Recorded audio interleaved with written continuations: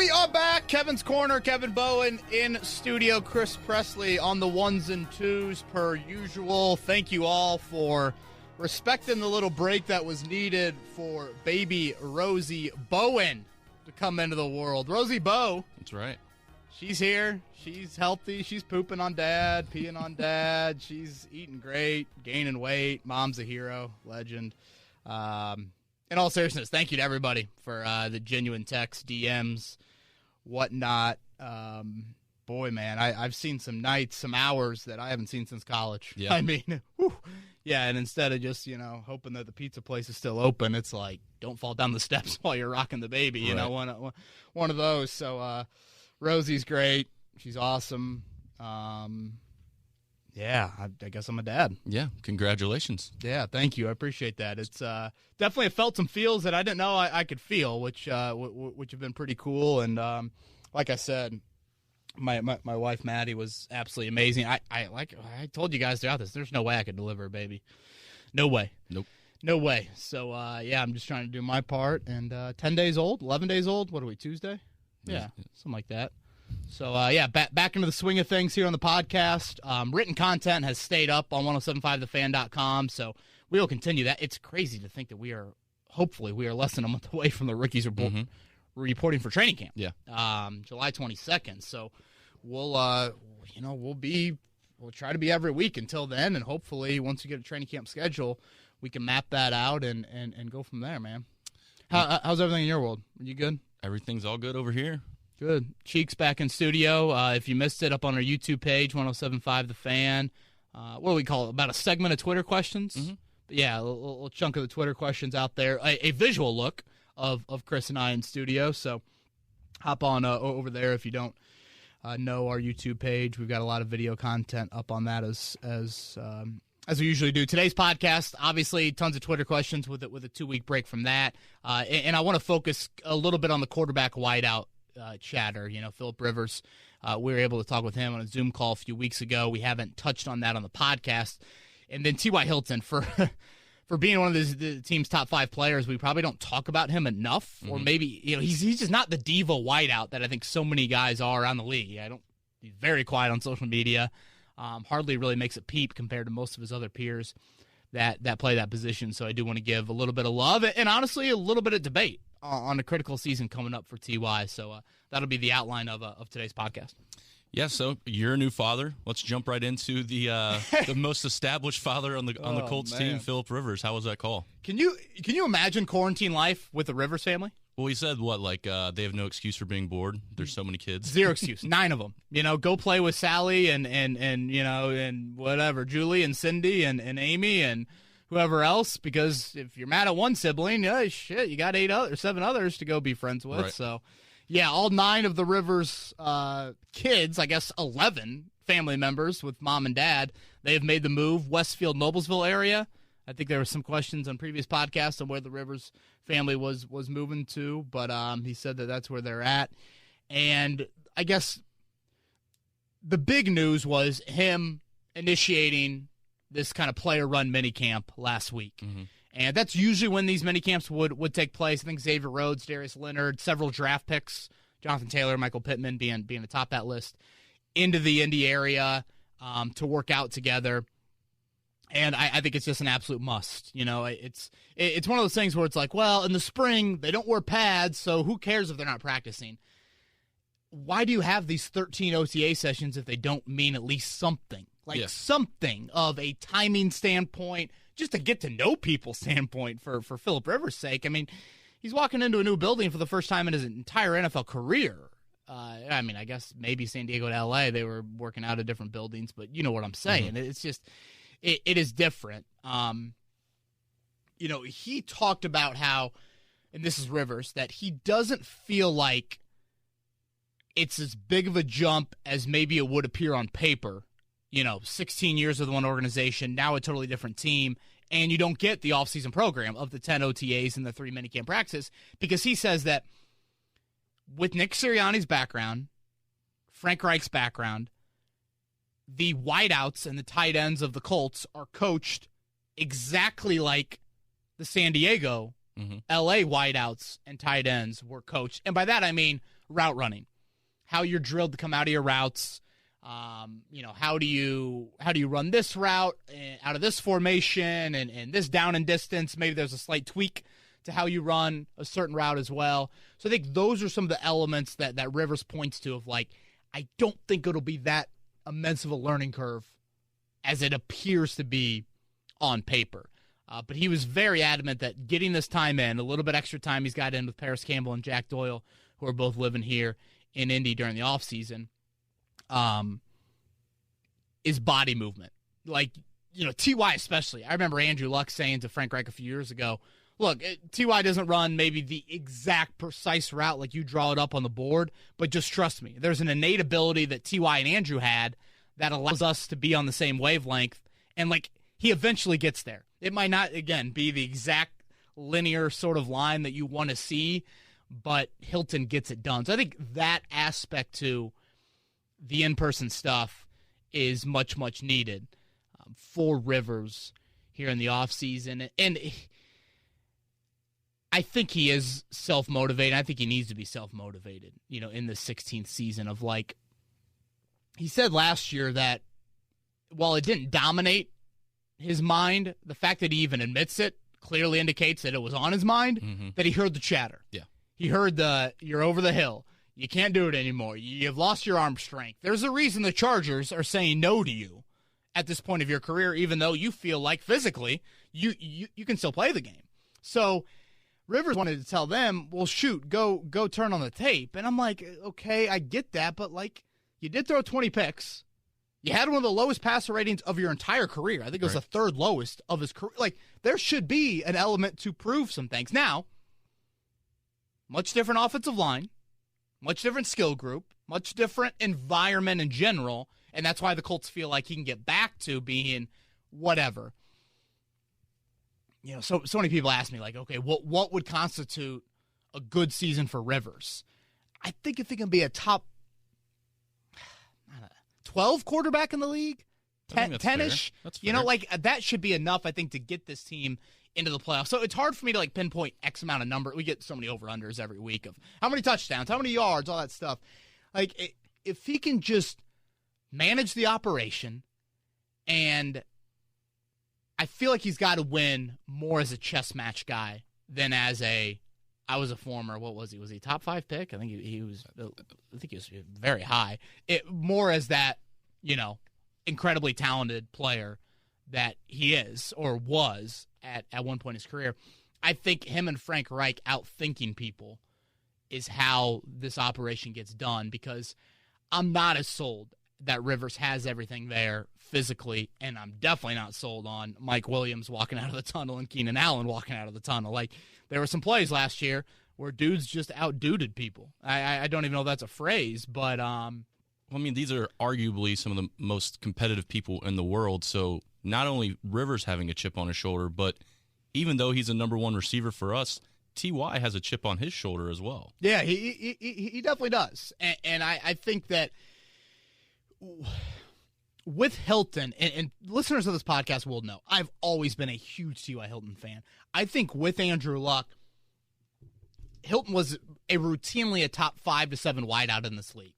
Some people might not totally agree with that. I know the consistency maybe over the course of a 16-game season wasn't like 75 yards, 80 yards. Like, it wasn't like at that mark week in and week out, but I still think he was one of the top receivers in the NFL. And I guess if you're filling out a Pro Bowl roster, whatever, like, okay, 3 wideouts in the AFC, 3 in the NFC or whatever, Hilton was that. I mean, what is he, a 4-time Pro Bowl or something like that? But as I crunch the numbers a little bit more, Chris, I think we have to be honest with it. And there's some context to go with this. So let's not, like, just listen to what I'm about to say and all of a sudden, turn off the podcast. T.Y. Hilton, when Andrew Luck is not his quarterback, has not been a Pro Bowl wideout. He really hasn't been that close to being a Pro Bowl wideout, to be honest with you. I mean, he's averaged, I want to say it's like 20 yards per game less when Luck is not his quarterback. Yep, 21 yards. What is it? Do you have the numbers up there? I do. With 82 games with Luck, 5 catches per game, 79.3 yards per game, 15.9 yards per reception. He had 28 100-yard games, which is 38% of those 82 games. Without Luck, the 36 games without him, 4 catches per game, so 1 less, 58.3 yards per game, 21 less, 14.6 yards per reception, 5 100-yard games, which is 14% of those games. So, yeah, I mean, the two that stand out to me right there are the yards per game. 21 yards is a significant amount. 79 to 58, I mean, that's the difference between a 1,000-yard season and not having a 1,000-yard season. And then the 100-yard games. What'd you say, 38% with Luck? 34% of the games. I mean, that's a huge number. Yeah. And then he goes down to 14%?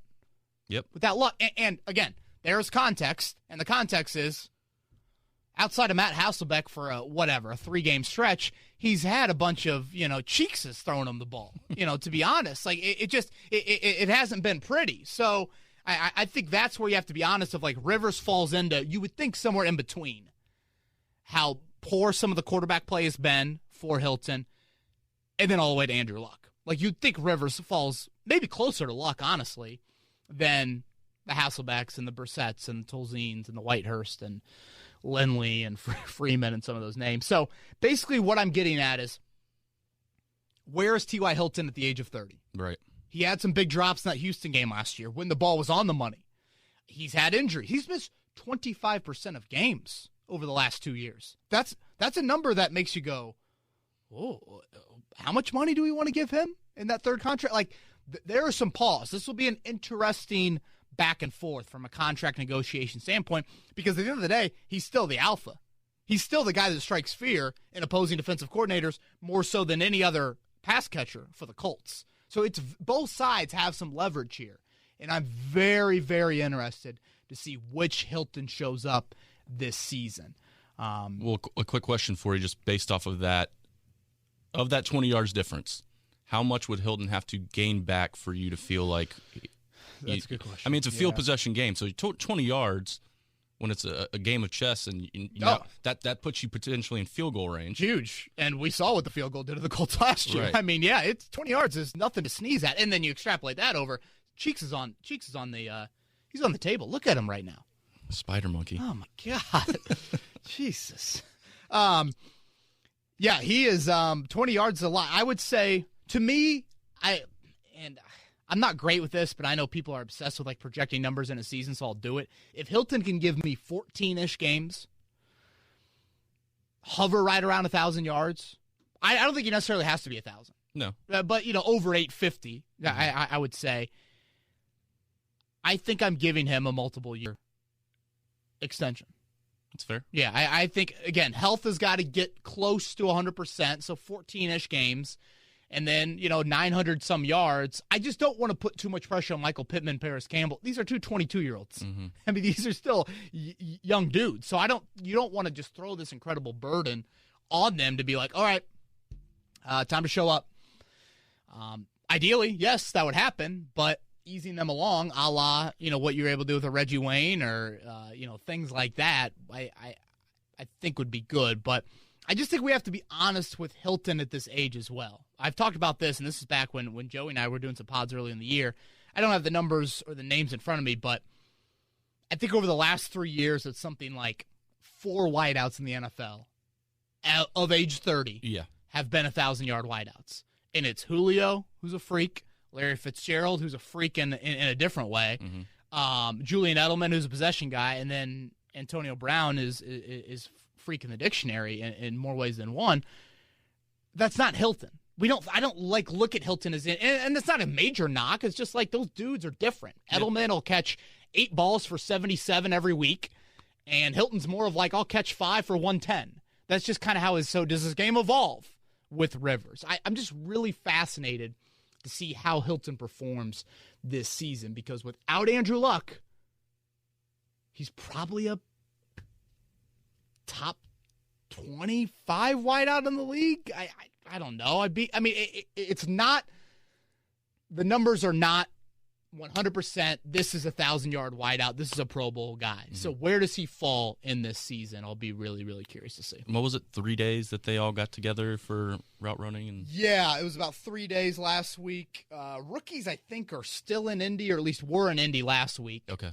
They came in. We saw several, or the last two, I guess, sign their contracts, Julian Blackmon and Michael Pittman. Blackman's allowed to work out at the facility because he's dealing with the ACL.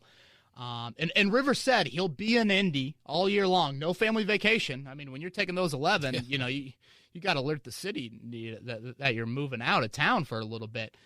So I'll be, how often does he get together with these guys? Because I think it's big. I think it's paramount, especially if you're going to shorten the preseason, Indy as well. That misses, some game reps. So, I wanted to hit on Hilton and Rivers before we got to Twitter questions. Well, let's jump into those. First question of this week, and like you said, we do have a good amount. Logan wants to congratulate you and Maddie on baby Rosie. Thank you, Logan. Appreciate that. Also wants to welcome you personally to the coolest club on the face of the planet. There we go. There we go. What will we see first this year? T.Y. Hilton and one other receiver over 1,000 yards, or the defensive line getting a combined 50 sacks? 50 sacks? Holy shit. My wife just texted me a picture of Rosie. Miss you, Dad. This is the first time I've been really, really away. What's your camera roll look like right now on your phone? It has changed in a hurry. I mean, it has changed from screenshotted funny Barstool tweets to a lot of babies. So let me send this text. Miss you, Rosie. Not to get sappy on the pod, but we got to go real life here. It's true.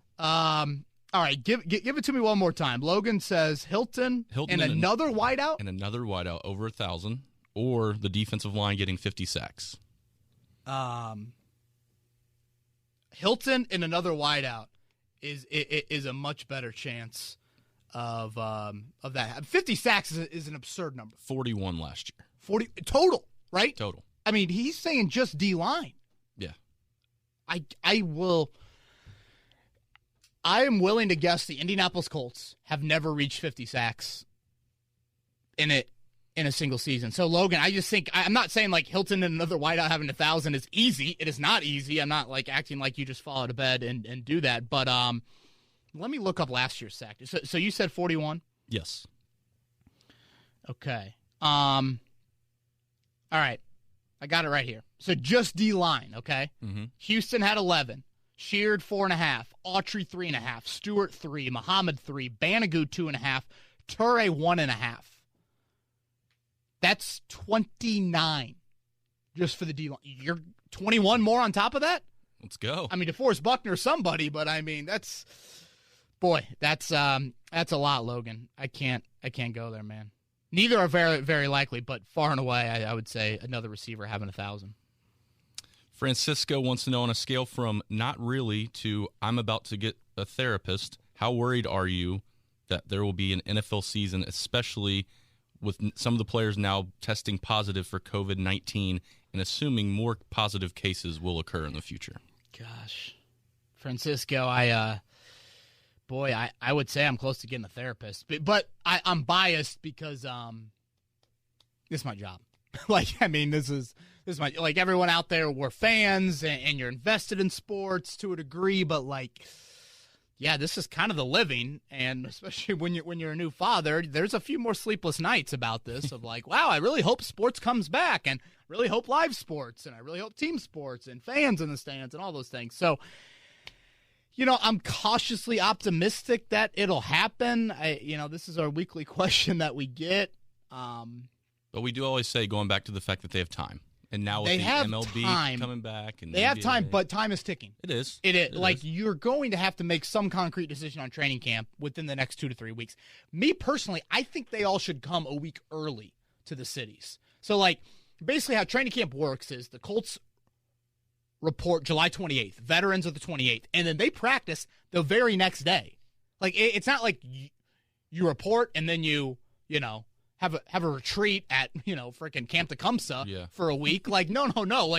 You report and then you practice that next day. So my thinking is, and obviously the NFLPA would have to sign off on this, why not report July 20th? Look what we're seeing in college football right now. And, people are freaking out about these college football and players testing positive. What the hell did you expect? There are 100 players scattered across the country that probably have not been social distancing very well. There's going to be positive tests. Then the idea is they come into your atmosphere and you're able to somewhat, and I know college kids are a different breed, somewhat control that atmosphere. That's what I think the NFL should do. Get your 90-man roster in the building for a week, test everybody. If you've got 3, 5, 7 guys that are positive, okay, isolate them, quarantine them. Once they're good to go, they can practice. Because if you have 7 that are going to test positive right away, well, that takes them out of potentially a week of training camp. Yeah. I'm trying to avoid some of the training camp practices, but I don't know. This is going to sound really harsh, Chris. And I'm not a harsh human being. I'm a father of a daughter. I should be soft. I should have some emotional side to me. We're to have sports this year, we're going to have to treat COVID like it's a player going on the DL. And that sounds harsh. And we're going to have to treat it like it's another injury. Yeah. And I know people are going to be like, yeah, just wait till that player's on a ventilator. That 0.1% happens. And I get that. That's going to be horrific. But for us to have sports, if you're going to throw in that caveat, if a player gets COVID, all right, you're out for X amount of days. It's like a sprained ankle. And I know it's not that easy, but we're going to have to accept that as a sports world of, all right, that guy is out. Maybe you're able to add a roster spot. Maybe you make a special exemption for that sort of thing. But I just think, look, it's not ideal, but everyone has to accept some sort of sacrifice. Right. And, yeah, that's what we're going to have to do, man. I don't know. Do you have any idea? Make me feel better. Am I totally off? I don't think anyone – no, you're saying what everyone else is or most people are thinking is, I don't know. Yeah, and I don't know. I'm throwing shit at the wall and hoping it sticks. And us being sports fans and being consumed by it and being a career, that's what you kind of have to look at it like. Yeah, and I'm trying not to, insert my bias of, this is my job. I'm really trying not to. I think it's somewhat feasible. I know the PGA Tour, Nick Watney, he tests positive. He withdraws from the tournament. You test the 11 people that were closest with him. Mm-hmm. They don't test for it. Okay, tournament happens. I know individual sports is different than team sports, and obviously an offensive lineman testing, maybe his offensive line mates, it would be more likely. Obviously, there's physical contact during games. That's a whole different animal, but I feel okay about the NFL because their lifespans are short in the league. Baseball just pisses me off, but baseball players play longer than guys in the NFL play. So I think there'll be a willingness for the NFL for their players to play more. If you're a fringe roster guy, 1 year at the age of 24, 26, that could be the difference between you hanging on and being gone. So, and they might be more willing to play too then at that point. Right, that's what I'm saying. Yeah, I feel like there is a little bit more of sure, you're going to have some people who are going to be like, screw that, but there might be more of a risk. You're going to have to sign on a dotted line. That's just life. And people will take that risk. Yeah, oh yeah. Lawrence wants to wish you a happy belated Father's Day. Thanks, Lawrence. Says, let's say the Colts are waiting to see how Marlon Mack does this year with Taylor before offering an extension. How much do you think a reasonable offer would be to keep the running back duo together for the next few years? Yeah, a really good question, Chris. I think they will wait, and I think they might wait on all these extensions, just COVID-related of salary cap. But with Mack, I guess the first question that I would have is, what is the market for Marlon Mack? He's 23, 24. That's great. He doesn't do much on third down. That's not in his favor because I feel like there is an element of, if you're going to be a top 10 running back in the league, unquestionably, you got to give me something on the passing downs. I could see something of 6-ish million, 7-ish million for Mack. Maybe that's a tick high. If I'm the Colts, I could probably make it work for about $5 million. And obviously, if you're the Colts, I would think you'd want to bring him. I don't think $5 million would be totally nope, the cap situation's way too dire. Now, if the cap is restricted in any way, maybe $5 billion becomes a lot more precious to you. Mm-hmm. But no matter what happens at quarterback, it's not like the Colts are shelling out 5-year, $120 million anytime soon for a quarterback. I don't know how that would be possible. Maybe Bill O'Brien will trade, Deshaun Watson to the Colts for, Jack's Donuts or something. Like, it's basically, I think from a financial stance, you're in decent shape. My question is, why would Marlon Mack want to come back? I think that is the honest conversation that I feel like not everyone is having. Like, it's not what can the Colts do to try and bring him back. You've got to put yourself in that guy's shoes. This is a two-way street, and running backs are a total different breed when it comes to the second contract. But is that where I sent you a list last week? The amount of running backs that are coming up. Bring that up. Maybe that helps the Colts in terms of negotiation.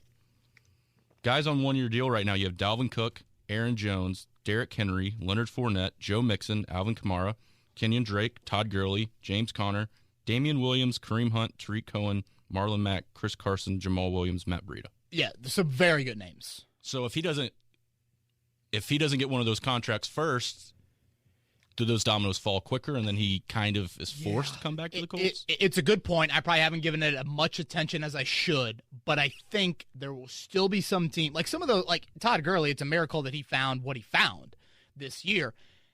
I think at the age of 23 or 24, what Marlon Mack has proven in the NFL, I think one of 32 teams will give him $6 to $7 million and the lead back role. He's not going to be the lead. Like, Jonathan Taylor's taken 41st overall. Folks, unless he's Rashad Penny or Ronald Jones, like, you draft a running back from the top 50 in the past few years, they usually succeed, and they usually need the ball a lot.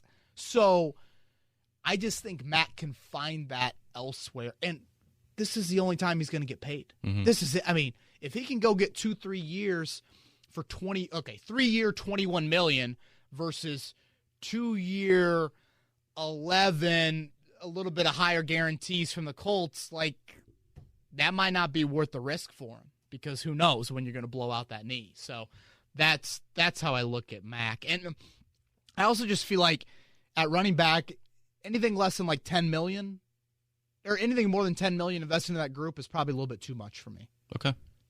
Which the nice thing is Taylor's obviously on that rookie contract. Yeah. Got a question from Germany from Jay. Oh. Wants to say hello to you and congratulations to you and your wife and the best in the future. Thank you, Jay. So his question, how would you rank the Colts in an imaginary power ranking if Andrew Luck was still under center? Boy, this is our, we get a Luck question every week. Mm-hmm. So we have I think it's good that our podcast produces a 1 to 2 minute morning segment each week about Andrew Luck. Maybe it's not morning. Maybe it's torture. But how would I rank the Colts in an imaginary power ranking if Andrew Luck was still the quarterback? Do they still have DeForest Buckner? I mean, yeah, that's where I guess you start going. That's where you get a little finicky of like, well, if you had Luck last year, you wouldn't have gone 7-9. Therefore, would San Francisco want the 25th pick instead of the 13th pick? Let's just say with this roster and Luck. Okay. Boy, I can't see how I wouldn't put him in the top 6, 7. I mean, I think they'd be very close to the same breadth as Baltimore and Kansas City. Very close. The how they played against Kansas City in that playoff game 2 years ago, it still kind of rubs me the wrong way. That was just a total no-show. And really, it was from your offensive line. And Luck wasn't good in that game. But your offensive line against that D-line, just you couldn't establish the run at all. And I guess that's like my only real barometer to go off of like, all right, here it is, big-time moment. Like, that's the team. That's the New England-ish type of AFC team. But I still think they would be, right there for sure. Third best team in the AFC. That's torture, Jay. that is torture. Eric wants to congratulate you again on the birth of Rosie, and he wants to hope you're letting Mama Bowen get plenty of sleep. So, great advice. Yes, that is great advice. We are. What's your best Rosie story so far? He wants to know if it's something you'd be able to tell. Oh, gosh. Wow. Boy, that I'm willing to share. Boy, I hope my wife, what are we? My wife usually doesn't listen. We're about 30 minutes in. There's no way she's listening this deep.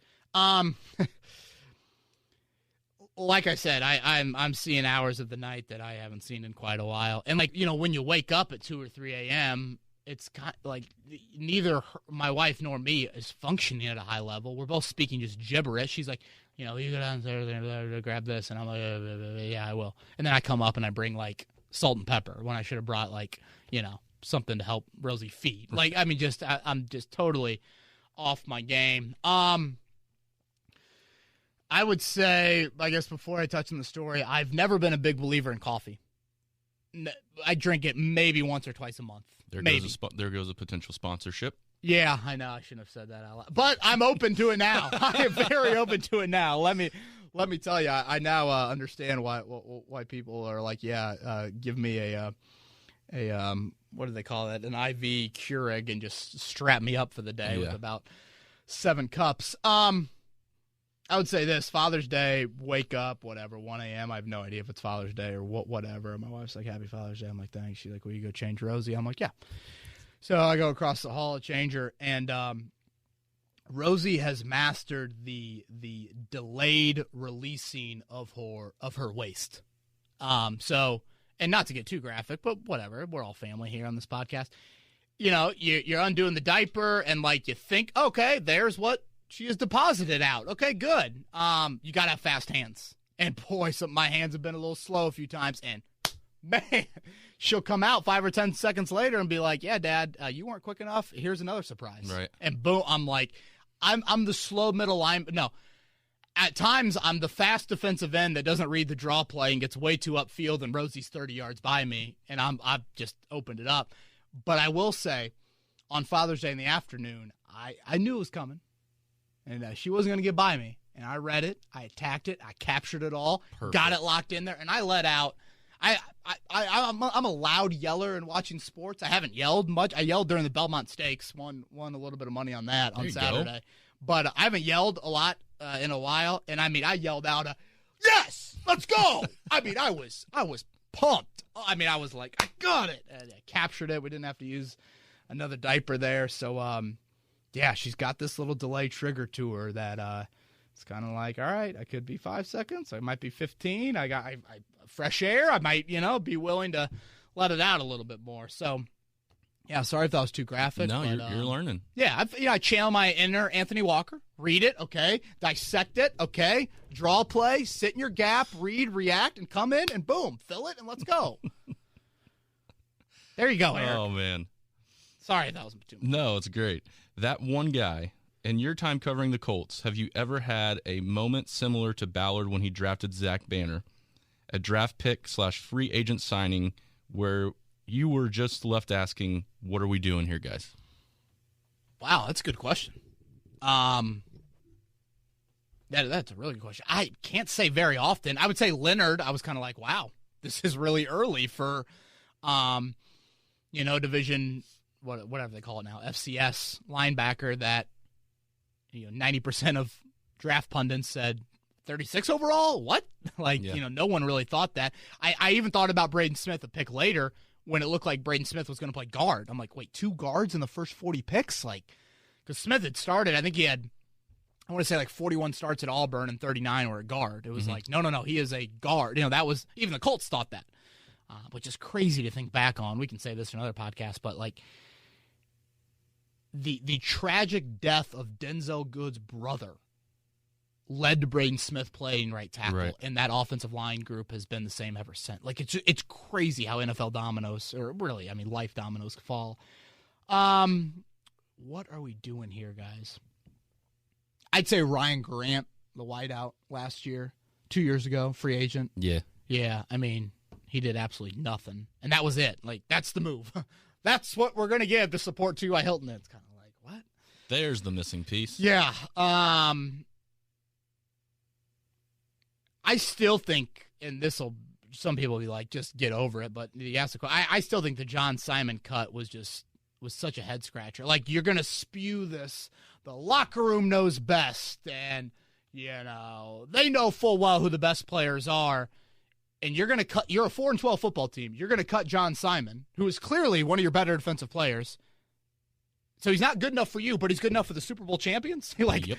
Belichick's like, oh, we will take John Simon, and he will play meaningful snaps for us. So that one to me was like, no, don't say the locker room knows best, and no matter where guys are signed or drafted, the best players will make the team. No, that wasn't the case there. That was a case of, I want to play the young guys.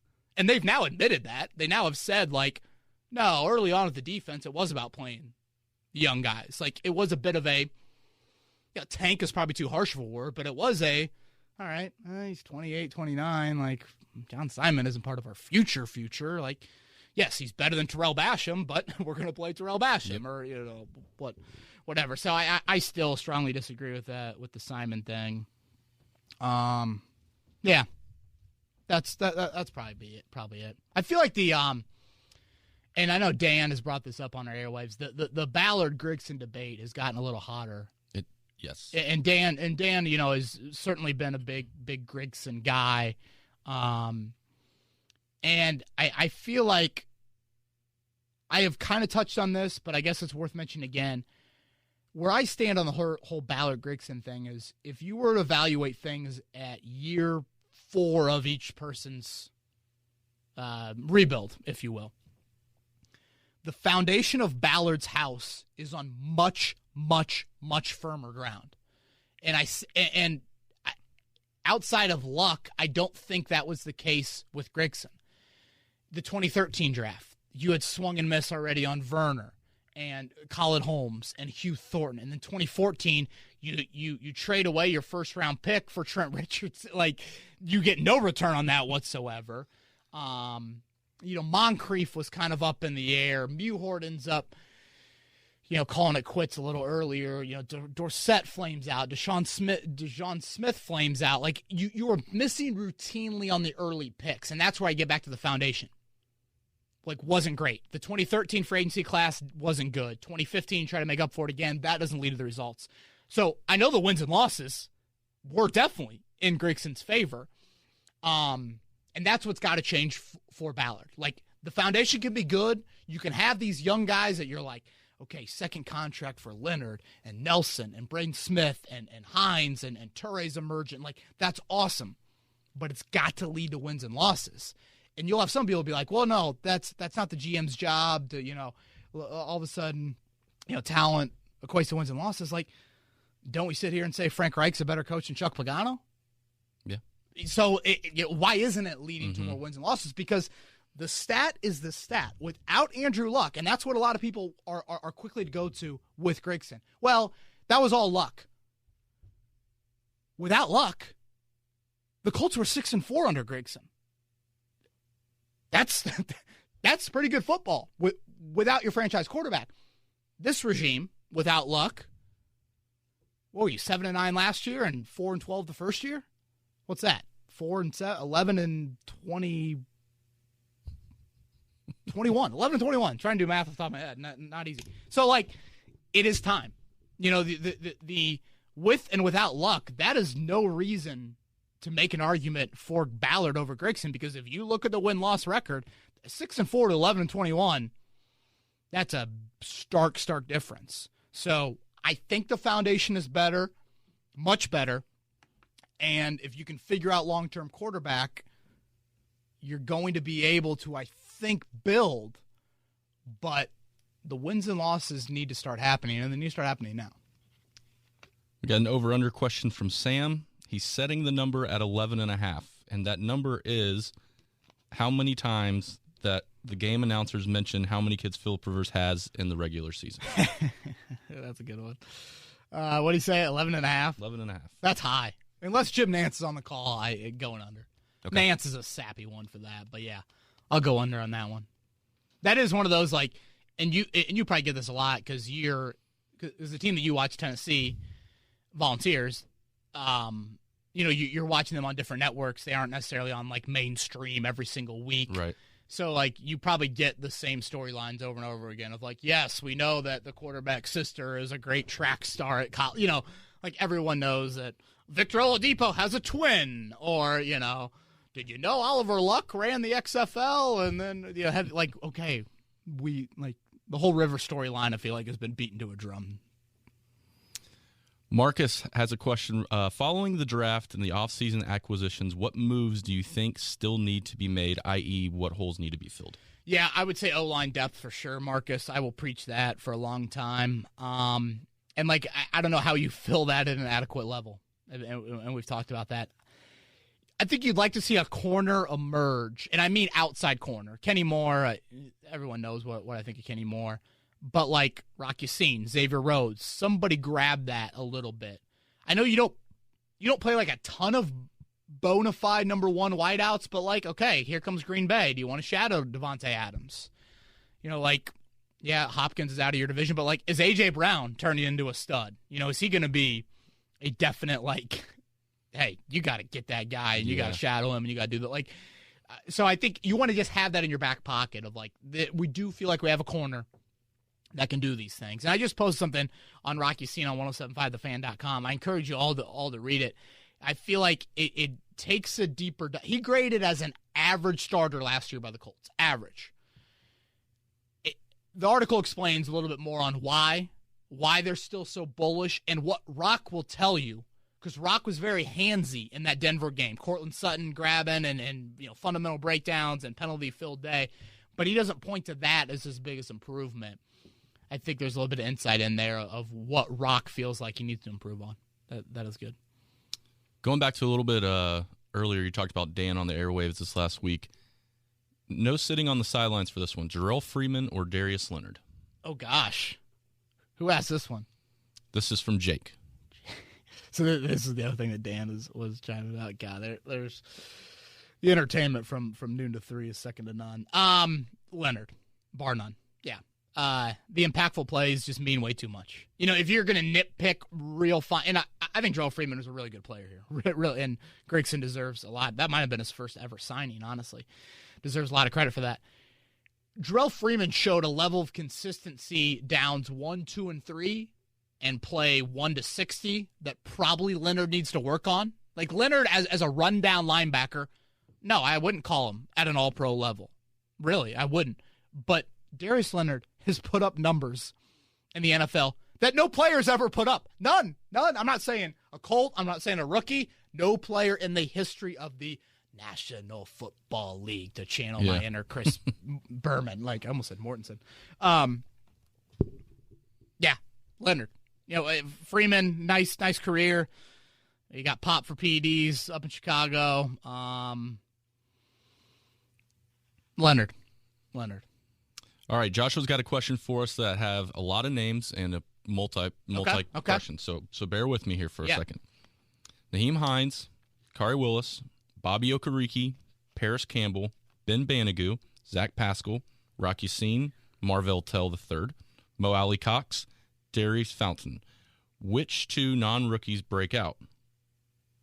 Which two disappoint?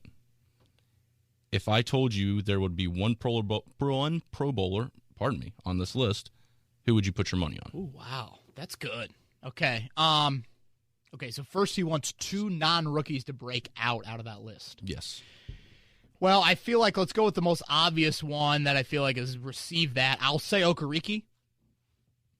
I don't know, actually. Probably some people would say Campbell. Boy, I want to go with Willis. I think Willis is a safer bet for me. I'll go Okereke and Willis. I'm a little nervous about, will Okereke get the playing time to show that? Campbell and Hines would be the two that I think are knocking on that door. Which two disappoint? I'll go with Fountain and Alley Cox. And I guess, like, a lot of it is, like, what is your expectation for him? We have this infatuation with both of those guys. Yeah. Alley Cox, it's the ex-basketball player. Oh, my gosh, we're obsessed with him. If you saw him in a VCU uniform, you were like, oh, my God, that dude could break me in half. Reese Fountain, it's like, fifth-round pick. He was taken before Deion Kane. He flashed at training camp. Like, everyone loves the drafted rookie wideout. Yeah. You know, there's like a sex appeal to that almost. But, yeah, I'll say those two guys. Okay, and then who's your Pro Bowler? Oh, Pro Bowler. I forgot about that one. Pro Bowler of that group. Like, it's hard for, I think, Hines and Willis to, like, really. I don't even know why I would say Hines. No. I'll say Okereke. But I don't feel like that's happening this year. I don't feel like that's imminent, but Yeah, to entertain the question, I'll go with that. You know I'm a loophole guy. Yeah. I think we've made that clear over the last couple of podcasts. Yeah. Is Hines your returner in the Pro Bowl? Ooh, that is special teams good. Guy? I like that. I didn't even think about that. Yes. Good work. God, you're on your game, man. I can tell you don't have a baby waking you up at 2 a.m. I do not. Yeah, yeah, certainly. I would think Hines would be a strong possibility. All right, Z-Palm, KB, congrats to you and the wife. Looking back, do you think the early cut of Deion Kane was the right move? Initially, I thought we gave up too early, but now I'm wondering if Ballard used it to set the tone in the locker room. Well, now that I think about it, I should have said Deion Kane for that question earlier, like kind of the head-scratching. It's still a head-scratching move to me. I don't think it was the right move. It wasn't necessary. Your roster wasn't that dire for numbers. And I'm sorry, but like if you're going to send a message to your football team, I think cutting Adam Vinatieri would have sent a little bit more of a message than cutting a 6th-round wideout that is like 4th on the depth chart. Mm-hmm. Like I don't think the whole Deion Kane did a whole lot. Your wideout position sucked before he was, when he was on the team, and sucked when afterwards. Like it's not like it really did much. I don't think it set any tone in that locker room. Hell, you were from a win-loss standpoint. Well, you were 5-3 with Kane on the football team, and you were 2-6 without him, I guess. So no, I just don't agree with the Kane thing. I know he flashed a little bit in Pittsburgh, and it's just ACL. Be patient. You weren't in, I keep on going back to you were not in a dire need roster number. You were never really in a critical, we've got to cut this guy because we need health at another position. You never got there last season as a football team. You never were in a here's 7 inactives on a Wednesday because they're all hurt like you were the previous year on that Thursday night game up in Foxborough. So I just don't agree with it. I thought you could have been a little bit more patient. Okay, not the greatest work ethic, whatever. Put him on the practice squad like you had him, or leave him inactive on your 53-man roster. You can find other, you tried to do it with Quincy Wilson. You can find other ways to send messages than that. But no, I mean, if you're going to set a tone in your locker room, cut the guy that's costing you football games, failing at his job, and that's what the kicker is doing.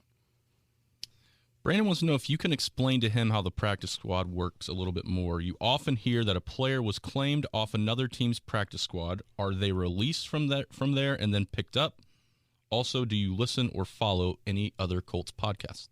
Yeah, good question, Brandon. I would first, I do listen to other Colts podcasts. I enjoy talking to my colleagues, listening to what. I will say that I don't have that much time in the day to consume everything, and I consume a lot of golf and Notre Dame podcasts, so I'm probably listening to those at first. But yeah, I do. I don't. I guess I don't know. Maybe 2 a week. Other Colts podcasts, maybe. Practice squad. Usually 10 guys. Was up to 12. Was it up to 12 last year? I think it was. And now they're flirting around with 16. Ian Rappaport mentioned 16 this year for the practice squad. And why you do that is because a little bit more of a buffer COVID-related. Yep. We don't need to be bringing 10 guys into your building on a Tuesday to work out. You feel like you have a position for each, a depth guy for each position on your practice squad. So teams can sign them. It's not claiming them. They sign them. And that's what, for example, Jackson Barton, Colts 7th-round pick last year, big tackle out of Utah. Is that where he went? Yeah, Utah. He's on the Colts practice squad. The Chiefs have all those O-line injuries. They sign him, not claim. They sign him off the Colts practice squad. The Colts could match. They could promote him as well to the 53-man roster, and then I think the players allowed to decide. The Colts in that situation probably were like, we like our 53.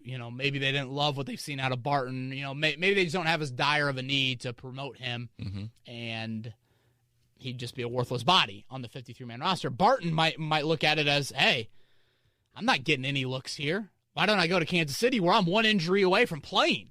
Not just on the 53-man roster, because you're making a 53-man roster game check, which is a lot better than the practice squad. Practice squad's still great money. I think it's like $7,000 a week or something like that. So, yeah, that's how it works. And then if you sign someone from an opposing practice squad, they must be on your 53-man roster for at least 3 weeks.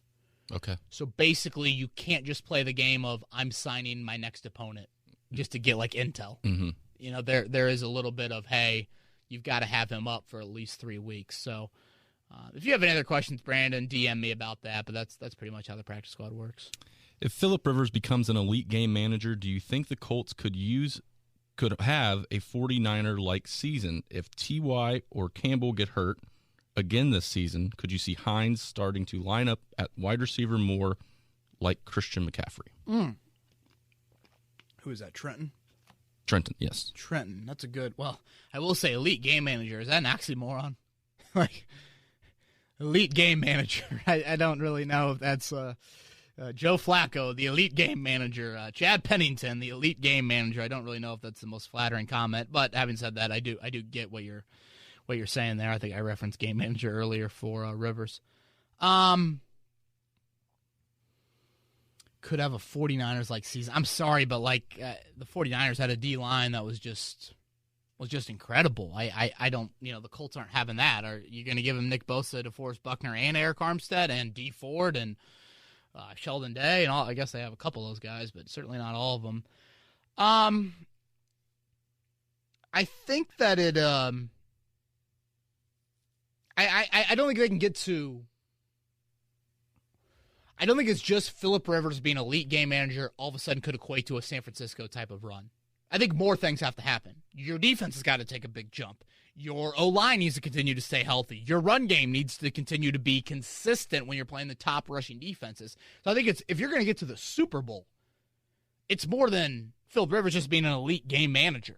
Like, I think there's more. I mean, we're talking the Super Bowl here. We're talking a 10-point lead in the Super Bowl. I mean, we are talking pretty close to the top of the Super Bowl or NFL mountain, I should say. So I think it's going to take a little bit more than that. And I guess I'm a little bit torn on last season with the Colts and like how to view that season.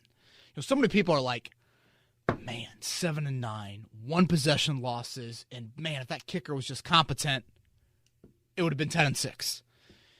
And I hear that crowd out, and I also hear the crowd that's like 7-9. How many 1 possession wins?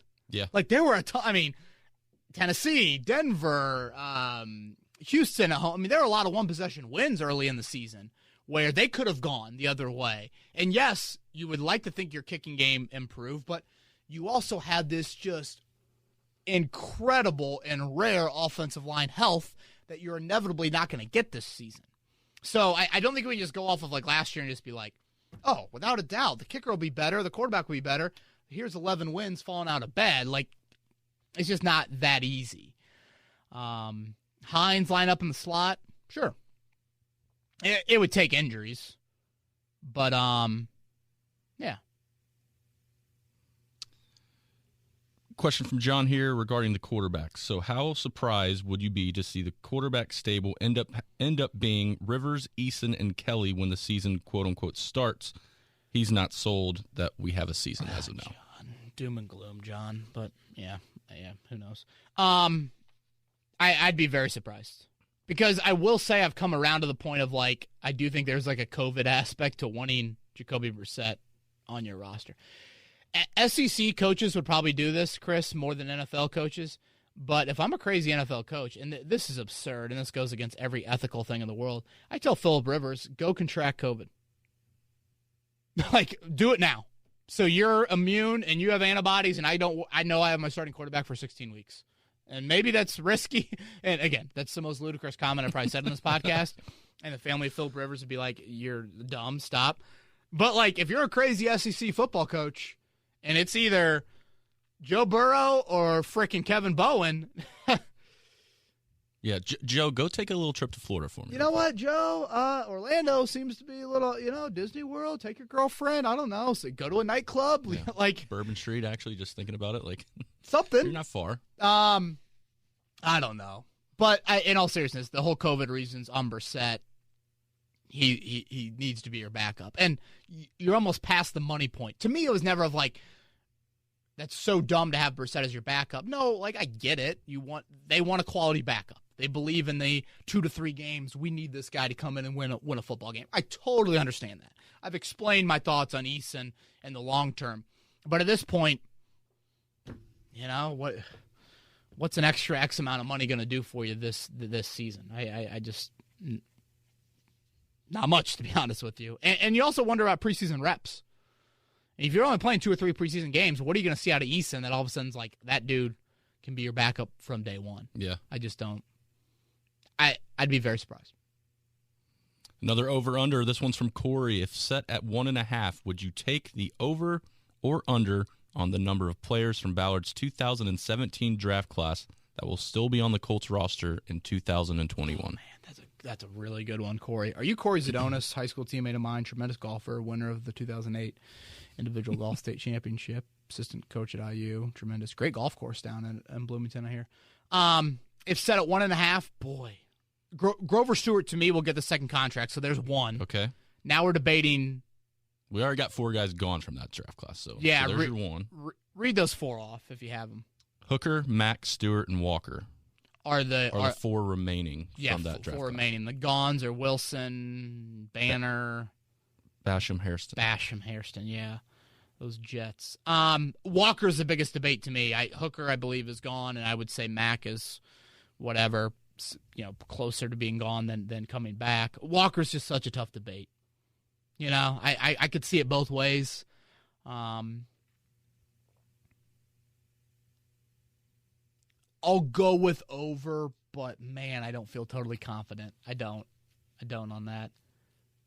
I was listening to Ballard on a podcast last week, maybe it was a couple weeks ago. I don't know. All the days kind of seem running together at this point. But Ballard's such a fascinating interview. And this goes back to the Grigson thing that I think is such a great quality for a GM to have that I don't think Grigson ever got there, and Ballard has gotten there. And publicly admits it. He's not afraid to do that either. You don't have to do that, but I think it makes the fan base and certainly the media helps you out from a content standpoint. But, basically Ballard says he kind of drums down his prospects of, do you love football and are you a good teammate? And if you do that, we can probably get over some of the other things. And he also admit that, that he is, I don't know how much he's grown or how much of this philosophy has been instilled in him from an early, scouting standpoint, but, he basically has said, I'm not smart enough to do this on my own. I'm not. So I need to surround myself with people that will challenge me, will help me, will be eyes and ears to an operation that extends far outside of just your little bubble in the back room of watching film at West 56th Street. And he's humble enough to admit when enough is enough and move on for the most part. There are a few you could nitpick on, but it's, Ballard, I think, is always how do you improve? How do you get better? How do you keep getting better every day if you're not willing to admit that you need growth? And I don't think every GM in the league thinks like that. There's just this title, this walking around with what you think is bigger than everyone else's what. It's just – and I think Ballard he's willing to do – and that is such a critical piece for any managerial position, regardless of industry. And Ballard has that. And that's another reason why I think you feel better about things moving forward. I know that's not tangible wins and losses, but that is an element to his leadership that I think it's just easier to gravitate towards and why people believe in him more. I mean, when you can check your ego at the door. Oh, it's huge. Huge. I mean, it's monumental. Why have these scouts? Why? Yeah. Why if they're going to be all yes men to you, and you aren't going to listen to their opinion, why have them? That's ignoring and totally overpaying for 18 people in your organization or however. It's a collaborative effort, and he's open to being challenged, and that's huge. This question comes from Matthew. Considering the combined salaries of Rivers and Brissett, is there another team in the NFL heading into 2020 with more money tied up in the quarterback position? No. No one close. I want to say it's cap hit Look that up. I looked up just salary, not cap hit. Oh, yeah, I'm just looking. Because yeah. I was floored at what I found. What'd you find? Cap hit, it's no one higher than the Colts. Okay, I looked up just salaries of every NFL quarterback going into 2020, what their 2020 salary was going to be.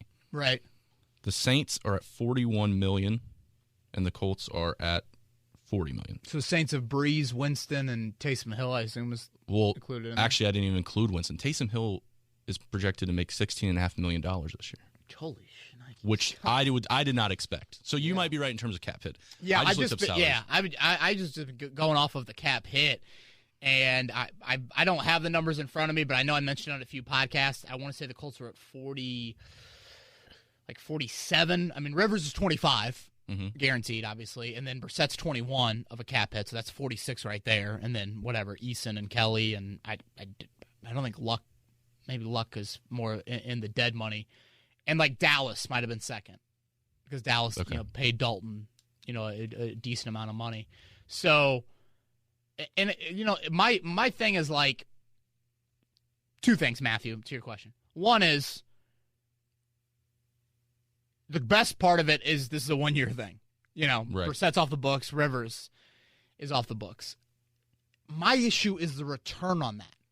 Like, I get that quarterback means so much, but the $21 million on Brissett's cap hit, there could come a point next season where all of a sudden, you're not getting the level of play that, like, look at last year.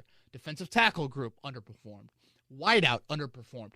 Maybe this year it's corner and it's tight end. And if you had a little bit more money, could you have utilized that to find other people? Like, it's the return of, I keep on going back to, Jacoby Brissett, if all things go well, it has a $21 million cap hit to, make sure he hits the power button on the Microsoft Surface for when Rivers comes to the sideline. Yeah.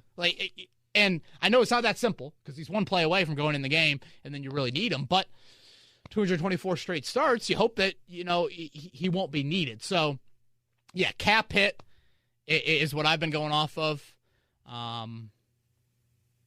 So, yeah, it's high up. No matter what you look at, it's one of the highest in the league. And, Dallas, from a return standpoint, I'd assume Dak's better than Phillip Rivers, right?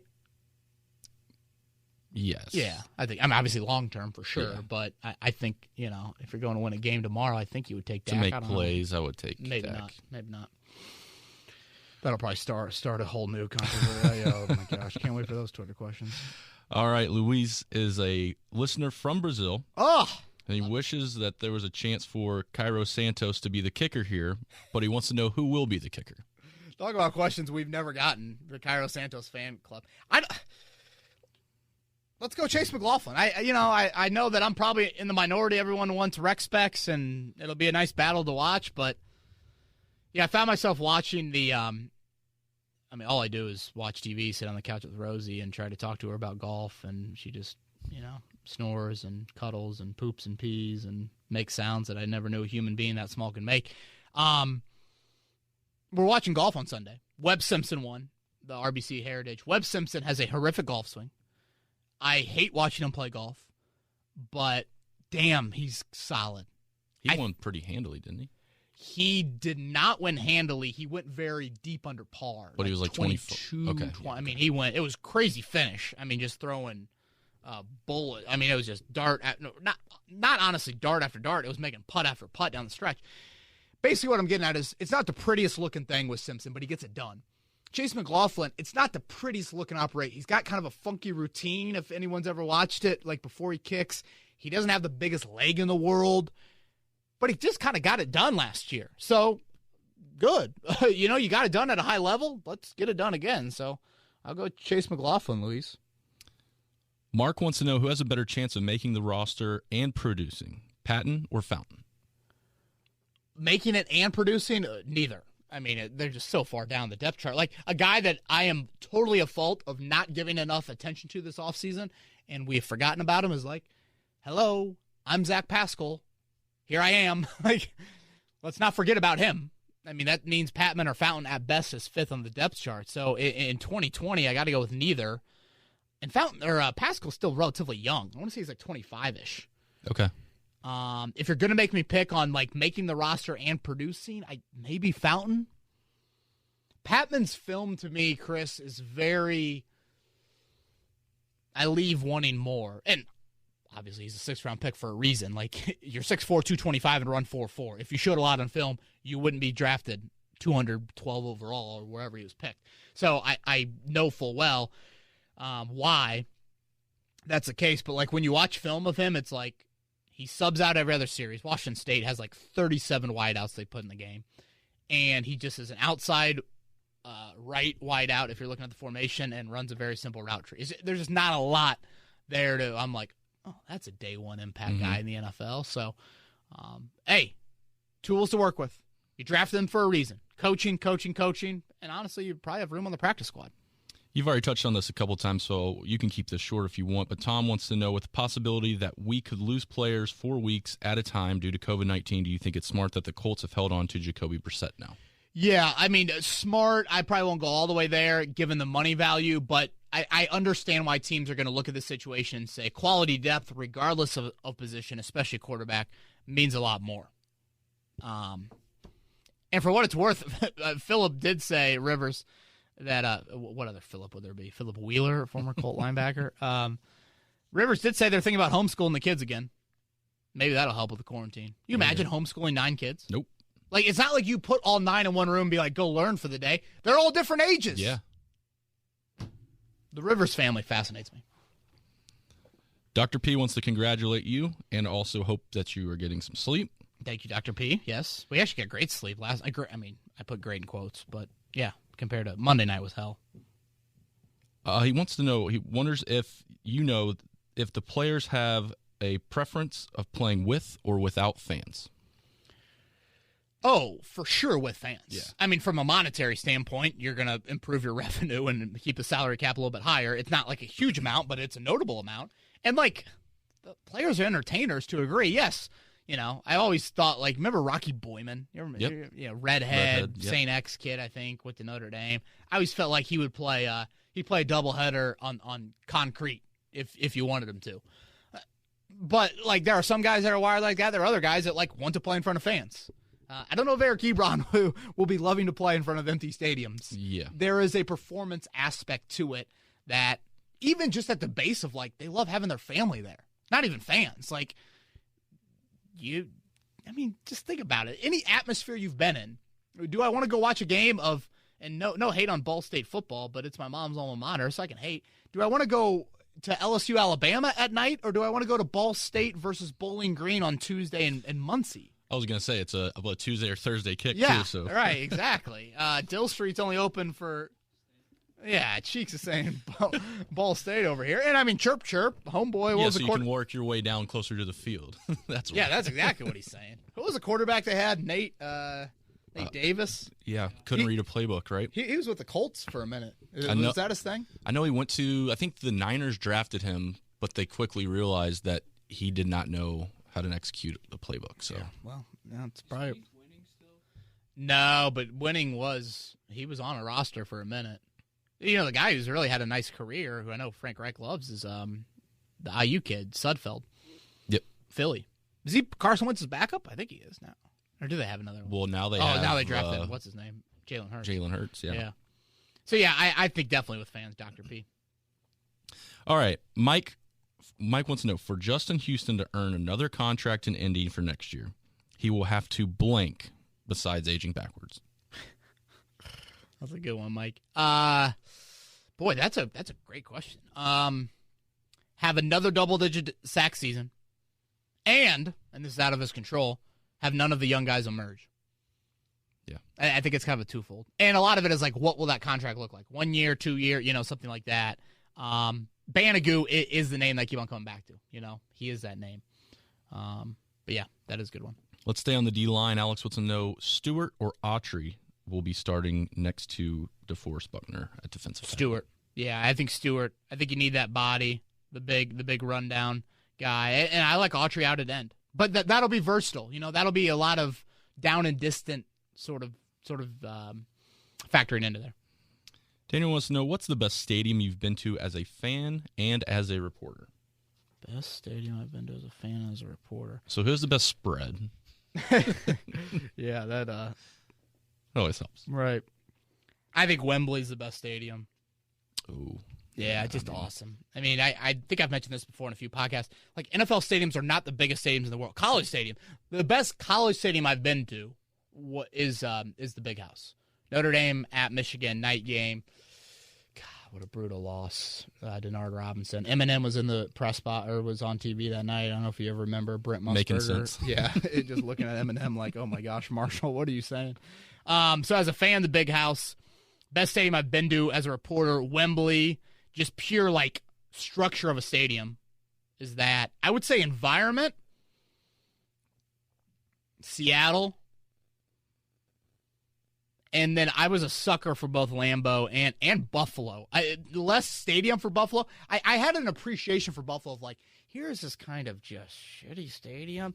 But, like, these people love, like, we're in the middle of nowhere in Western New York. Yep. Like, for an NFL team, that's kind of the middle of nowhere.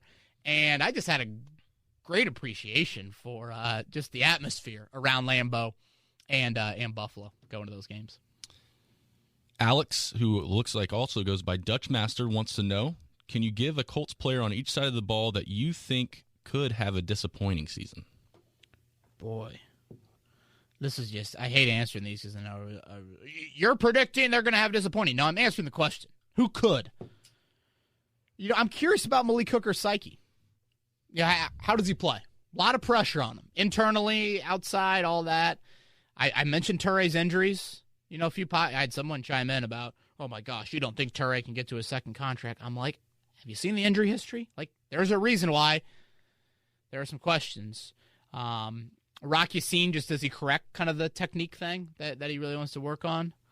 So those are some of the names. Oh, he wants each side of the ball, doesn't he? Yep. Offensively, I know I've mentioned O-line before, just the depth of that group. I would say Burton and Campbell. Those are injury related. Injury related for sure. So at what age will baby Bowen attend her first Colts game? Congratulations again to you and the family. That's from Michael. How old does that happen? Boy. I mean, I don't know. How old do people take babies to games? Like, I think it depends. Like, you're going to do, like, the headset thing at the a big super old young earmuffs. age. Like, yeah, I don't think my wife cares that much about. I guess how old? Like, I'm not a father, right? And I'm not trying to answer this for you. I guess what's the maximum age before I have to pay for the ticket? That's a great question.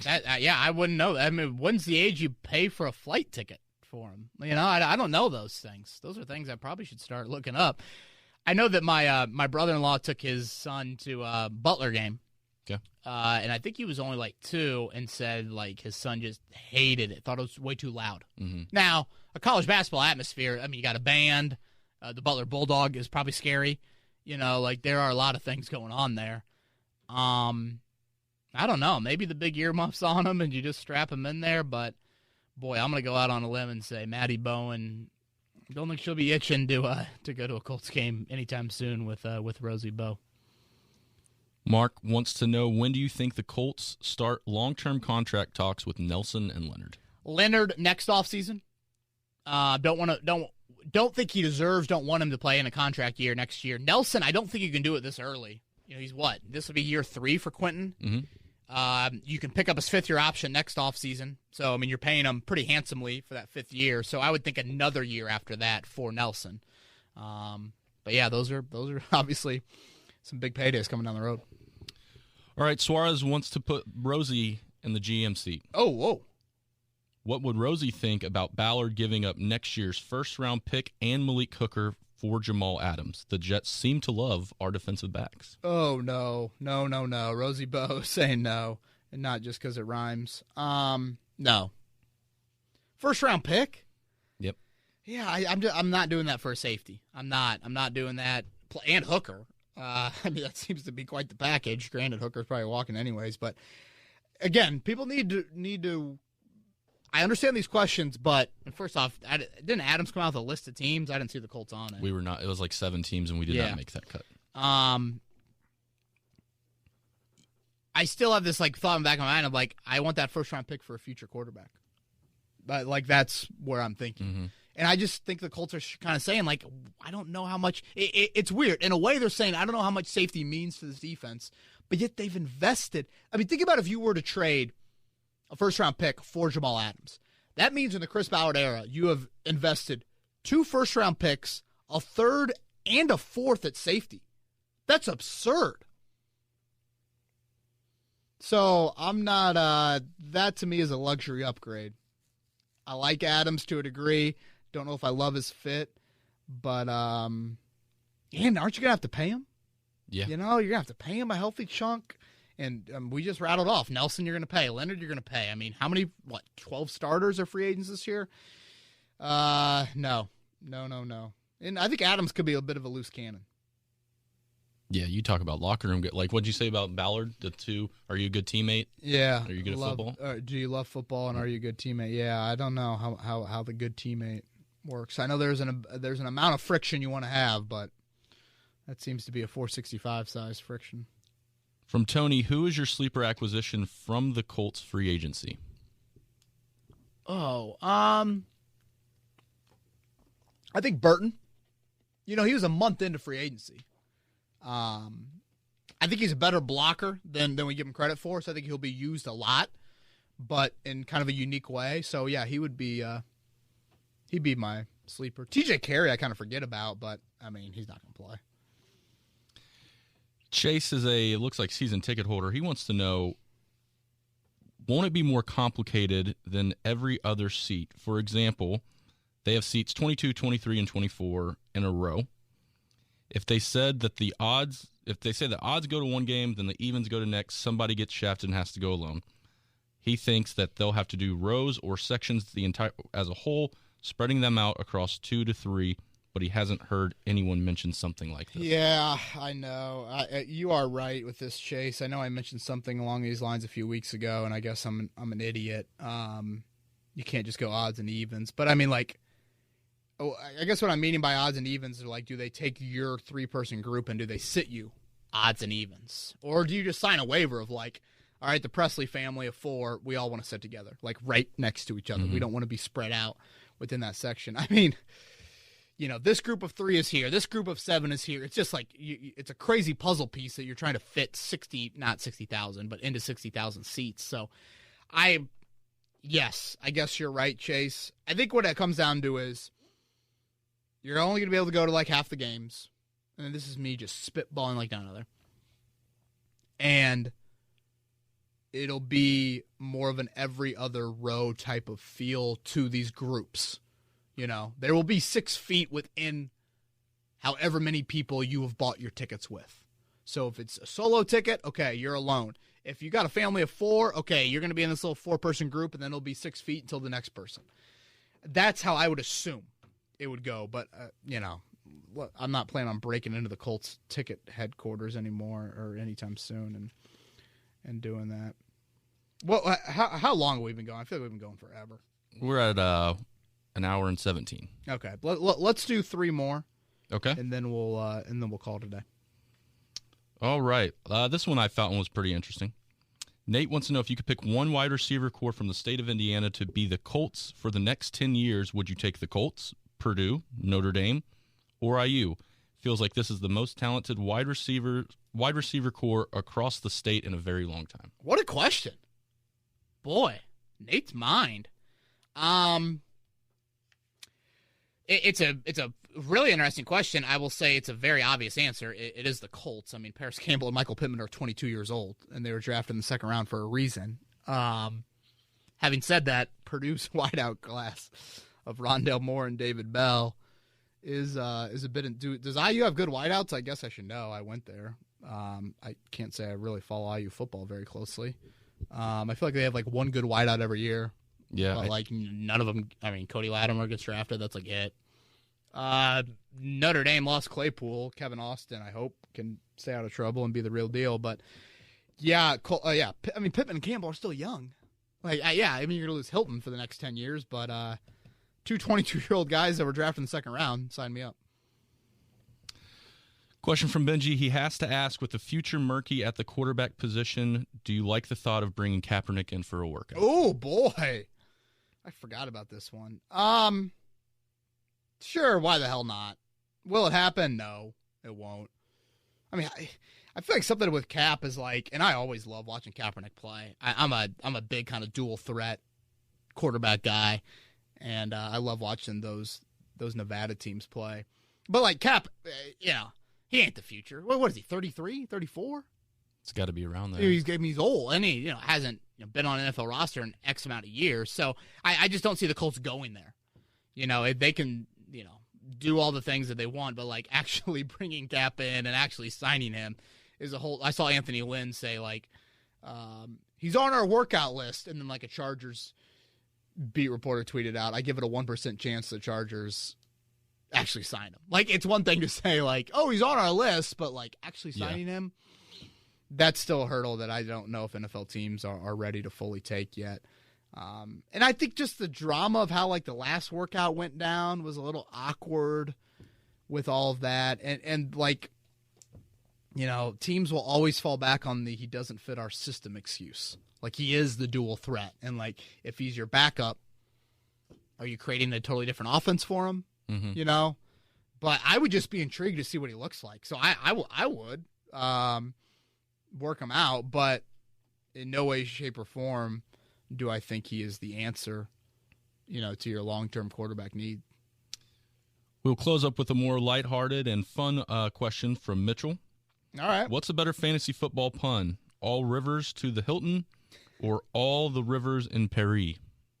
That's good. All rivers to the Hilton or all the rivers in Paris Campbell. That's good, Mitchell. Fantasy names are good. Do you have any good fantasy names back in your day, or I guess in your current day? I'm trying to remember what I've had. I've never been. I think I've had some other that I probably can't. I have one actually that I know of that I can't say publicly. Yeah, and now that I have a daughter, I probably shouldn't say it out loud either. Let's go with. I like all rivers to the Hilton. Okay, that's good. You got any? Any of your past names that have been good? I can't remember, which is terrible. You strike me as a guy that would come up with pretty creative. Oh, and I'm a guy that plays in like 5 leagues. Yeah. It's like one with my family that's just for fun. And it's not like one Chris with college Presley's buddies. Team. No, but there are like I think 3 that I just called my team the future champs. Like I was like, I'm so tired of trying to come up with names. I want to say like Des Bryant always had good ones. Yeah, I can't remember off the top of my head, which is sad. I'm sorry. People. No. That's fine. Well, all right. That wraps it up. Again, I know we've missed probably 10 questions that we didn't get to. Mm-hmm. We'll get to those next time. There were a lot of other questions that we didn't have a chance to get to, and no worries. I've compiled the list, and this is what the summer months is all about. We will get to these questions, and we'll make sure to get through everybody's question. If you have any others that you didn't get in or have sparked some interest, the DMs are always open. Go get some sleep. Yeah, I will try. And thank you all again for listening to this podcast, for the nice notes and comments about Rosie Bowe and Maddie, and they're both healthy and doing great, and that's the most important thing. So sorry for the 1-week hiatus. But yeah, we will try to stick to. I know both of us, you're going to be out a few days coming up. I'll be out a few days as well coming up. So it might not be as on schedule, but we will definitely make it work here leading into training camp. So he's Chris Presley. I'm Kevin Bowen. Cheeks in studio. Everybody have a great week and enjoy the summer. See ya.